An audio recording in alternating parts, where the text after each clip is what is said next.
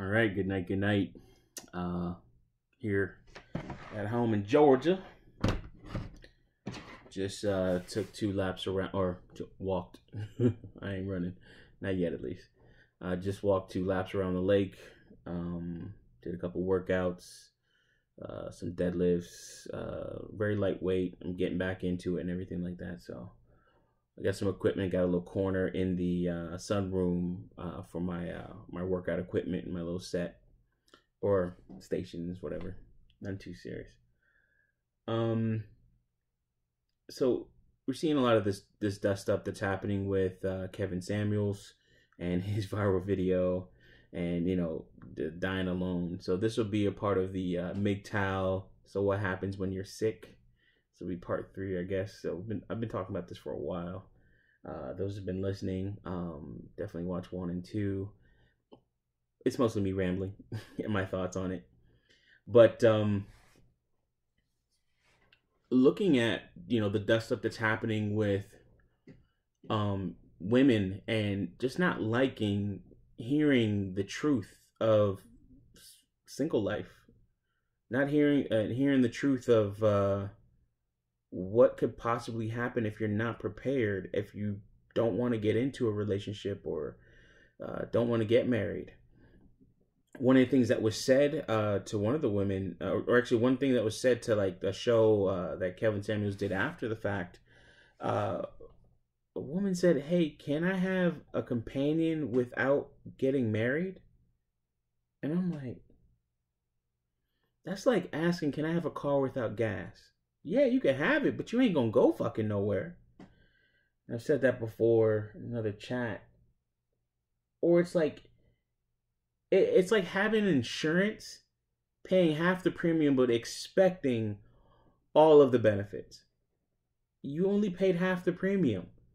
In fact, I'm not going to give you any benefits. I'm going to refund you half whatever you paid in premium, and you go about your way, which some insurance companies will do to you and not pay out anything.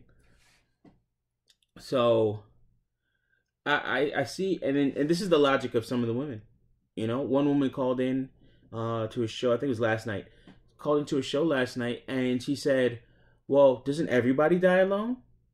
I mean, if 63% of men die before their wives, doesn't everybody die alone?" You won the argument. You're right. Technically, everybody dies alone. Bitch, what if you have no kids? What if you have no type of retirement whatsoever? Nobody to live with until that point in which you die alone.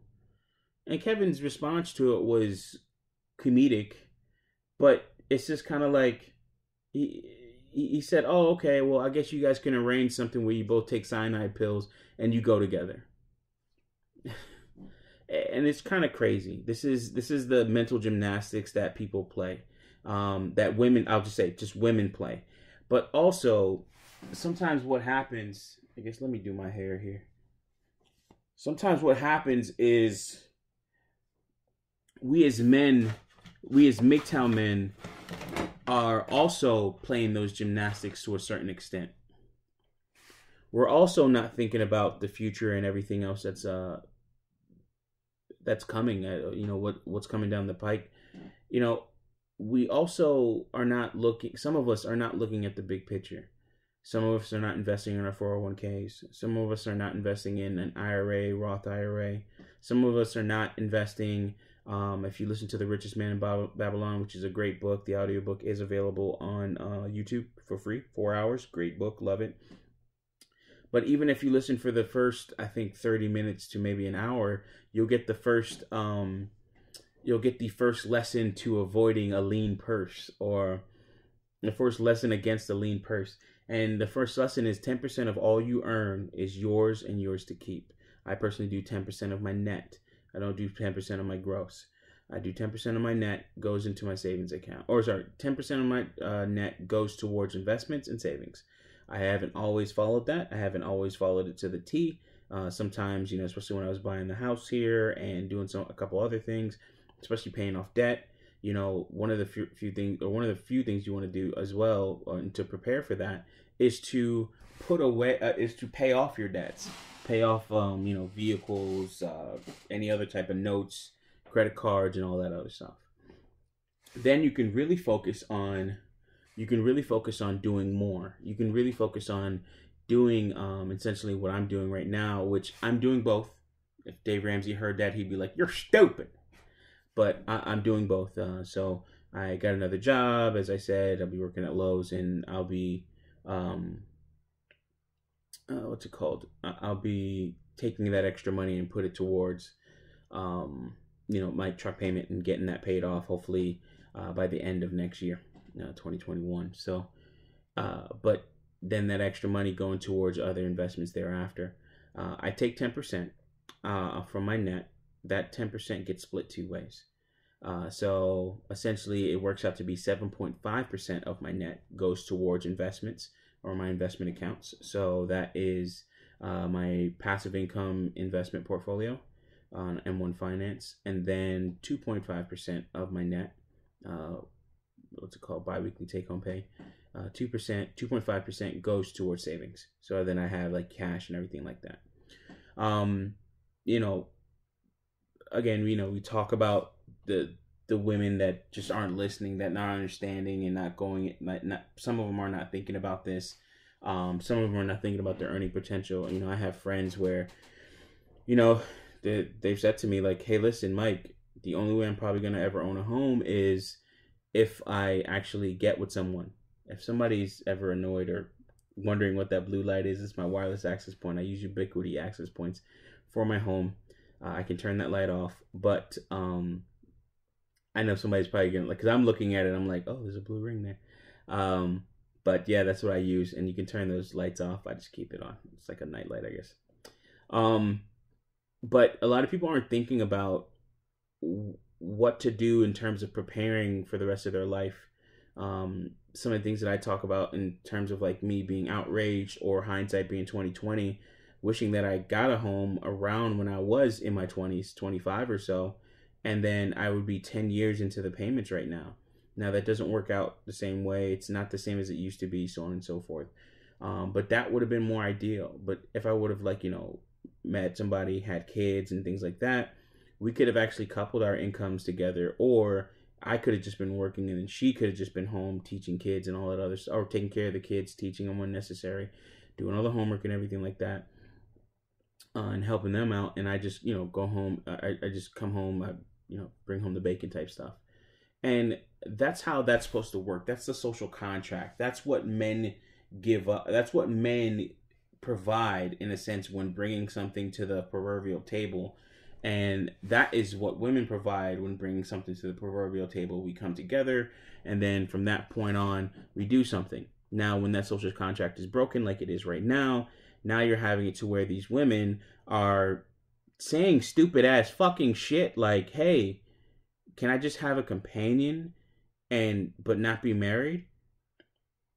Kevin said it perfectly. He said, "Well, listen, when you die or go to the hospital, your boyfriend can't do anything. There's no power of attorney. And then you have no kids." To which even I would extend that, and I'm saying, some of these women, what they really should do is, if they're afraid of, like, say, I think he brought up Kotakoshi, which is old people dying alone, and essentially they die alone, and the only reason people notice that they've actually died is the smell. Nobody's contacting them every day. They have no kids.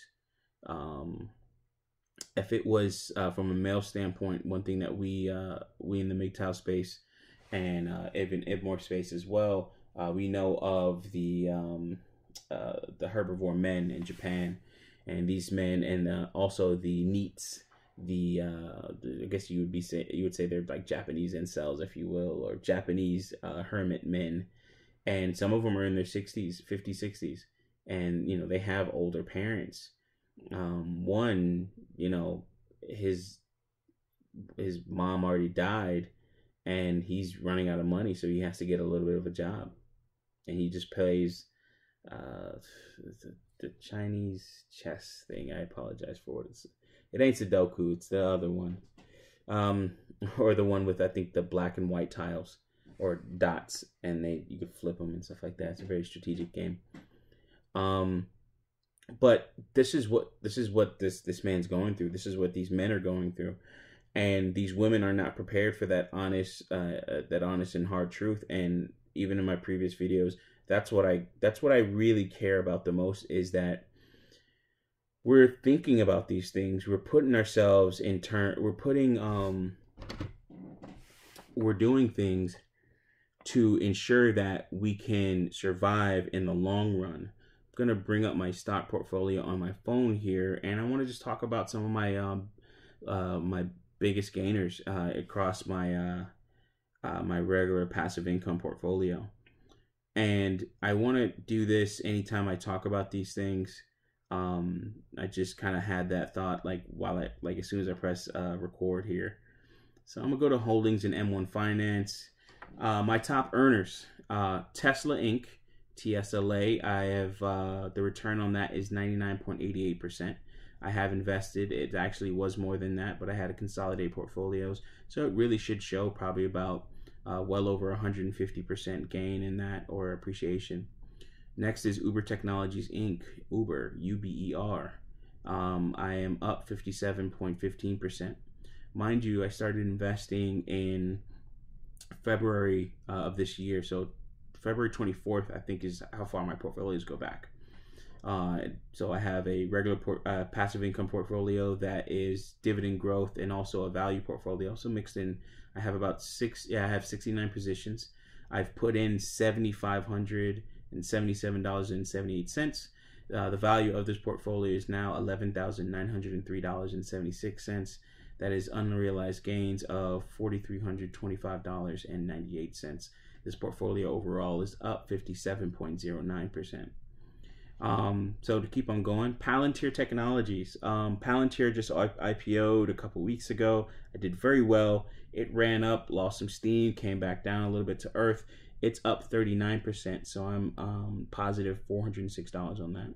Lyft Inc. Class A, so that's LYFT. I am up 63.82% on that. And AT&T, I am down $12.32 on that. So I'm down 3.08%, but it provides a very nice dividend. So if I was to look at it,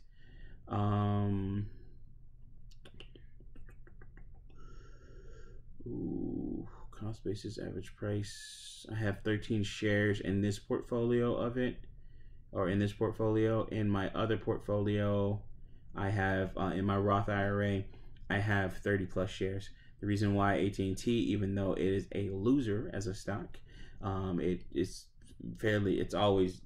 usually losing quite a bit, or usually it trades at not much of a loss, but like it's not a gainer, it's not a growth stock in terms of telecom and compared to its other counterparts. But with AT&T, it has a great dividend, and it has a very steady dividend. So some people just take those losses and they say it is what it is, and accumulate AT&T and just deal with, or live off of the dividends in a sense. Every quarter, one quarter I got paid like $15 off of what I had in terms of dividends. So that's really nice. And these are, this is sorted by value. So I said my biggest earners, so I messed up on that by mentioning AT&T.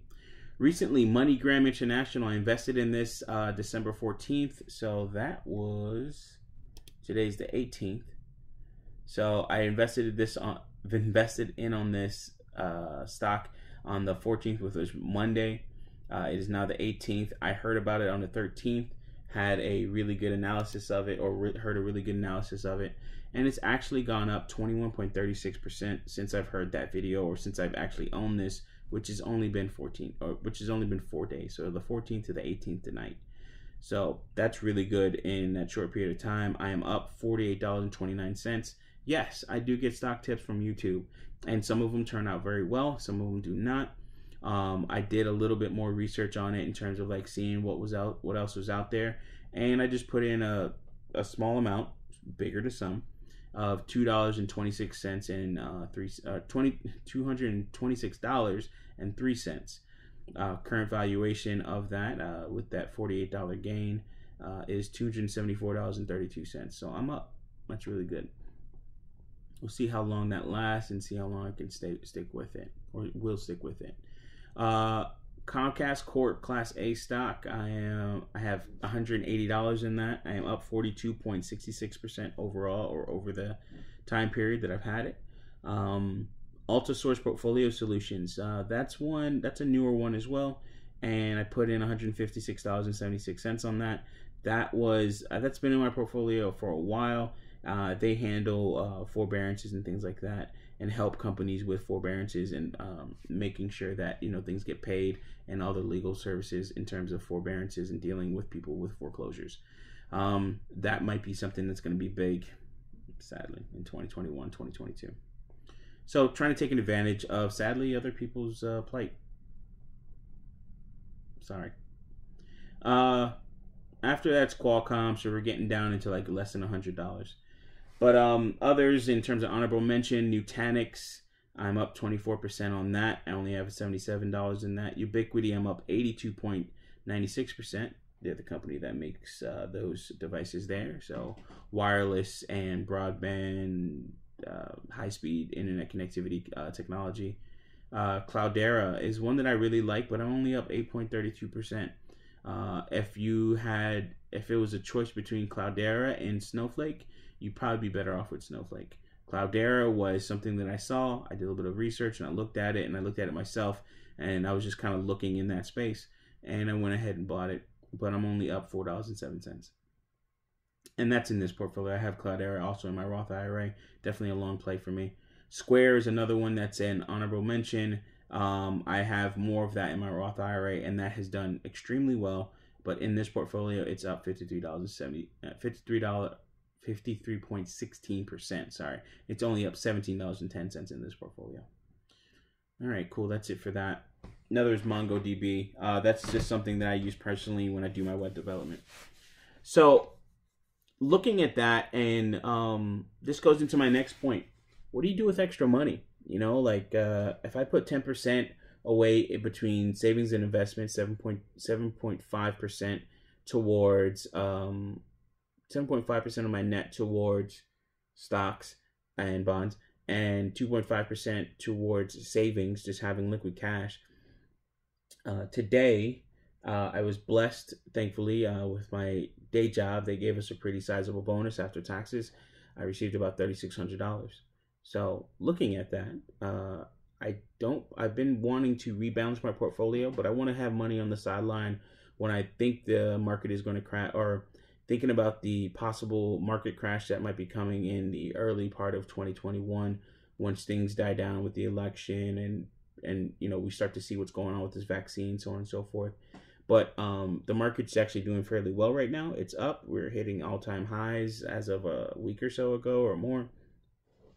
But I'm waiting for a pullback. I'm waiting for a pullback even in the cryptocurrency market.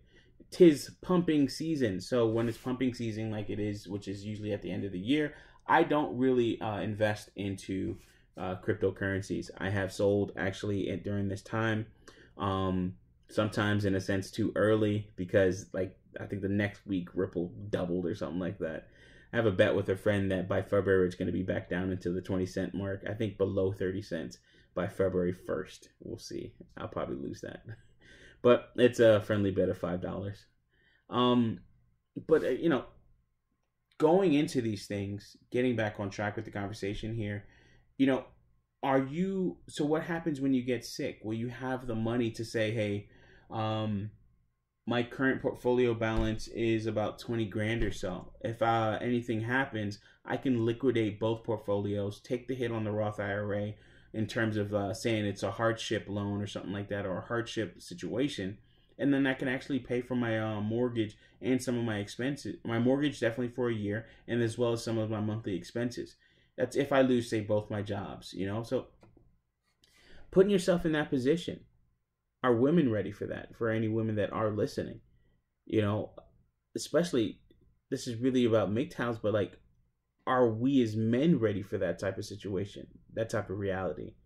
Are we doing anything to make sure that we're in the right position to weather any type of storm? I've talked about it quite a bit in other social circles and chat groups and stuff like that. But If you have a mortgage and you get it at 35, like I just did, are you really going to have your job for another 30 years? Are you really going to still want to are you still going to be able to work when you're 65? What about getting something that's affordable that you can actually take and in 10, 15 years pay it off? Yes, Dave Ramsey would tell you to get a 15-year mortgage, putting down as much as you can for the home, things like that. That's not always possible. Also, in a lot of cases, it's just impatience. I will take the impatience route on that one. I will say that definitely was impatient on that, and I put down what I put down. I think I put down I only put down 3%. Yeah, 3%, and I have to pay the PMI. But I'm really trying to be aggressive with this. Pay off the truck, get that out of the way, and then go ahead and knock out the mortgage in a couple of years. But how many men are thinking about that? How much of us as MGTOW are still talking genitalia? Genitalia speak, genitalia talk. We're just talking about what we do with our dicks and what women are doing with their vaginas. When is the conversation going to progress to, hey, one day she ain't going to look as good. One day you ain't going to fuck as good. And at the end of it, both of y'all going to lose your minds with dementia. So when you look at it like that, and I have another way of saying that, one is beauty fades, strength fades. At the end, we all lose our minds. And when you look at it something like that, a lot of this stuff becomes just useless conversations in a lot of sense. I understand going through red pill rage, going through red pill understanding, but progressing beyond that. And when you're ready to do so, making sure that you know where to go. Not per se my channel or anything like that for the 270 something subscribers that I have, but going on to the next level and saying, oh, okay, I understand women. And even better, I understand myself and the male psyche, because that's way more important than understanding women. We think we as men understand the male psyche and then also understand ourselves, but there's a lot of learning that we have to do, a lot of things that we have to uncover over time. But being ready to progress to the next level and knowing when to do it, knowing how that feels, I can't tell you. It's different for everyone. It's subjective, or it's on everyone else's time. It's on your own timeline, so it's not the same. It varies. But thinking about what even Kevin Samuels said to the women, because he's saying that to some men as well. You're gonna die alone. Get a dog. But thinking about, hey, listen, are you gonna die alone still renting? Maybe that's best, to be honest. You have something that's decent. You don't have to leave anything behind. You don't have to worry about anything. You just rent and that's it. But thinking about that and getting your mind right and getting your mind prepared for it, doing things that look like looking into stocks, doing things like buying a property and making sure you pay off for it sooner than later so that you can have it. And if you have a nephew like I do, it gets passed down. If I at some point have kids, which I still do want to do, I definitely want to have kids regardless of what happens with the woman. I just definitely want to bring kids into this world and raise them. It's not the best circumstance, but yeah. But who do you pass these things down to? Who do you pass this knowledge down to? Who do you pass businesses down to? Your investment portfolios, any type of property or anything else that you have. I think it's very important that if we are choosing this path as MGTOW, as men, that we're looking into the future and we're doing things to ensure that, hey, we are in the proper position to make sure that in our old age, we can take care of not only ourselves, or take care of not only our regular expenses, but ourselves. So I gotta have some young chick coming in here giving me a freaking sponge bath or something like that, and I just do what I do on a regular basis in terms of just, maybe taking care of the house. I don't know how I'm gonna do that with the sponge bath, but I'm perverted. Just paying bitches for sponge bath. But thinking about that and just putting yourself in the right position to make all that happen. One of the last things I'll say here in terms of this is even with getting this home, my mother's like 63, 64, and now she's in the process of selling her home because I got someplace. I'm the last one. I was the last one to leave the nest. And, I have a room for her here. I just said, hey, listen, man, this is my house. I'm going to decorate it however I want to. Just don't annoy the shit out of me. I love you, but, just don't annoy the shit out of me. That's it. That's all I ask. And, but seeing her at this age and going through what she's going through, seeing even my father, who's at 69, he has a girlfriend, and on the surface level, he seems happy. But on the surface level, my mom does not seem as happy. And when Kevin Samuels is talking to these younger women that are in their 30s, late 30s, early 40s, and he's saying that you're going to die alone. My mother's one of those women. And that's kind of one of the things that really hit me when he said it, when he was saying these things. Because these women have children. These women have children that'll move out of the nest and won't take care of them. Hey, Mom, I gotta live my own life. You put so much into your kids, but you don't even do anything to make sure that you're okay as well. And that's sad. That's what happens.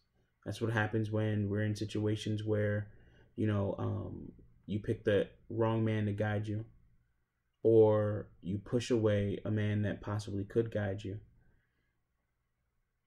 As MGTOW, we've been through these things in terms of relationships and stuff like that. We've done the whole, hey, listen, I'm just here for the pussy. But what happens outside of that? Is that all there is? Is it just our sexual urges? Like, I can get that satisfied for like $150. And I've upped that price because it used to be like, shit, listen, I ain't paying more than 50, but I ain't paying more than 60. I ain't paying more than 100. Inflation, I guess. But when you're looking at all this stuff, and when your dick don't work no more, what's gonna happen? You focus so much on when you're younger, you're trying to figure things out. Oh, okay, this is what impresses women, or so on and so forth. That's what you think. Or this didn't work, or I'm not this type of person. I'm not what she wants. But you're not even thinking about what you want, which is very important in terms of like the black society of like what Kevin Samuels brings up or brought out. But we're looking at all this stuff, and it's just like, or you're not looking at all this stuff, but looking at it at my age and beyond, like, you still want to have a girlfriend at 60 something years old? Like, my dad's doing it, but like, where are these people for you in the long run? Are they always going to be there and stuff like that? I don't know how to call it. I'm going to just say I'm prepared to be a MGTOW monk. And this monk ain't going to live in a cave. He going to live on his 18 acres. I'm going to walk around my lake. I'm going to do my little workout until I can't anymore. I'm going to invest until I can't anymore, until it starts to pay me back. I'm going to prepare myself as a MGTOW to possibly die alone. I've rambled on enough. The timer shows as 29 minutes. But I want you all to think about that. For those that made it to this point of the video, I'm long-winded. But hey, listen, for those that do listen, I do appreciate you for listening. And I wish you all the best. As always, thank you.